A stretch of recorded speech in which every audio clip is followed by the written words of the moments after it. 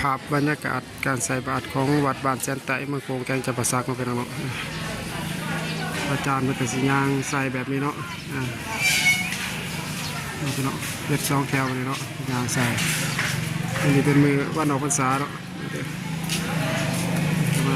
มาแจกมาทันแล้วเสียดีเนาะ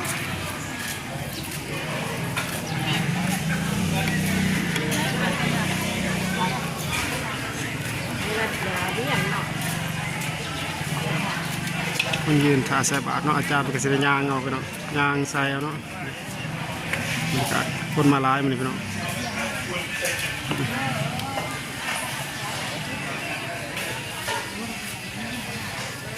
ใส่แล้วก็มานั่งถ่ายเนาะเป็นลายทรายเนาะคือใส่แล้วเนาะครับก้อนครับชิ้นเลยกระบาดเลยกระเพื่อนเลยใส่แล้วก็ย่างขึ้นมาแจกเนาะ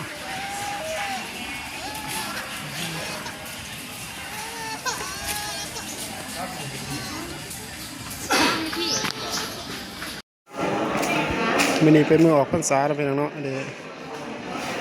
ชาวบ้านก็เห็ดผ้าขาวมาเนาะผ้าขาวมาเค้กดูว่าที่วัดนี้มีครูบาองค์เดียวเนาะมีอาจารย์องค์เดียวเนาะมีคือหอแจกเนาะพอท่านแล้วเสียดีเลยหอแจกท่านแล้วเสียดีเนาะบริการคนร้ายอยู่ได้แต่ว่าพอลงไปใส่บาตรอยู่เนาะเพิ่นใส่บาตรแล้วก็ขึ้นมาอยู่ถึงหอแจกก็ไปเนาะเอาหนอกมาสบายหนอกมา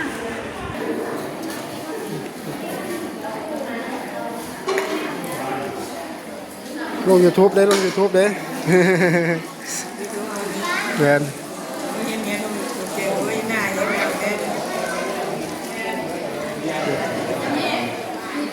อาจารย์องค์เดียวเนาะแต่ว่าพระเขาลายแห้งพี่น้อง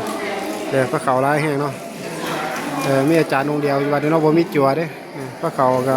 40-50 ผ้าเนาะสาบานเป็นมีศรัทธาเห็นมาเนาะ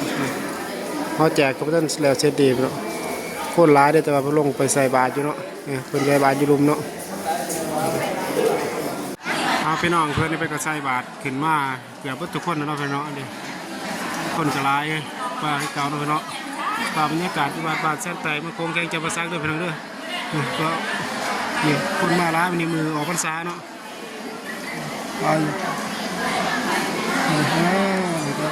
ร้านสาวด้วยพี่น้องวางมือเนาะใส่บาตรเดียวดิแล้วอาจารย์เลยขึ้นมาเนาะ